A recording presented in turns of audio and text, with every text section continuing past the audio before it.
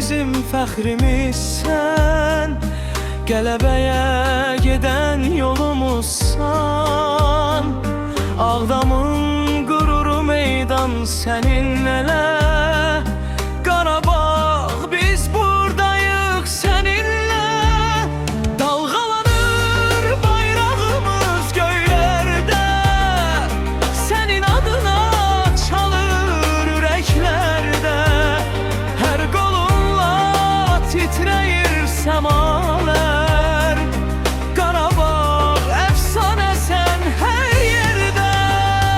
Dalğalanır bayrağımız göylərdə, sənin adına çalır ürəklərdə.